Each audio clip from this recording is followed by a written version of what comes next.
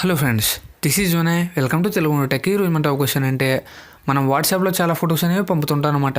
అవి ఇంపార్టెంట్ అవ్వచ్చు లేదా మన ఫొటోస్ అవ్వచ్చు, ఏదైనా అవి క్వాలిటీ తగ్గి వెళ్తాయి అనమాట అవతల వాళ్ళకి. ఓకే, అలా క్వాలిటీ తగ్గకుండా మనకి ఎలా ఉండే ఫోటో అలా క్వాలిటీతో వెళ్ళాలంటే ఏం చేయాలంటే ఇప్పుడు చూద్దాం అనమాట. ఓకే, అంతకన్నా ముందు మన ఛానల్ సబ్స్క్రైబ్ చేసుకుని రైట్ సైడ్ వచ్చి బెల్ ఐకాన్ ట్యాప్ చేయండి. అప్పుడు నేను చేసే ప్రతి వీడియో మీరే మిస్ అవ్వకుంటారు.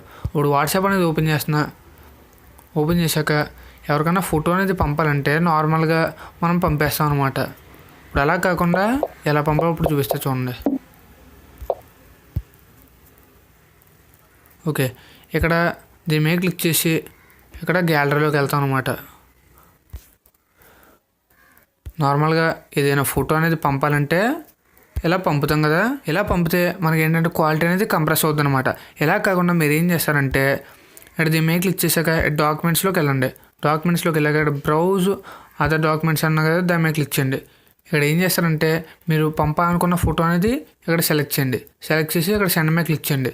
సెండ్ మీద క్లిక్ చేశాక డాక్యుమెంట్ ఫైల్ రూపంలో వెళ్తుంది అనమాట. ఇక్కడ చూడండి. ఓకేనా, ఇలాంటప్పుడు మీకు క్వాలిటీ అనేది అసలు తగ్గదు.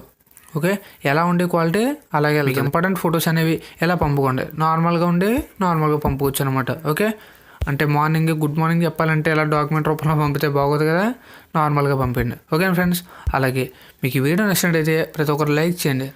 మీకు ఈ వీడియో యూస్ అయిందా లేదన్నది కూడా కామెంట్ చేయండి, ఎస్ ఆర్ నో అన్నది. అలా ప్రతి ఒక్కరికి షేర్ చేయండి. ఏ డౌట్స్ వచ్చినా కామెంట్ చేయండి. అలా ఎంతవరకు మన ఛానల్ సబ్స్క్రైబ్ చేసుకోకపోతే సబ్స్క్రైబ్ చేసుకోండి. Thank you so much for ever watching. Bye.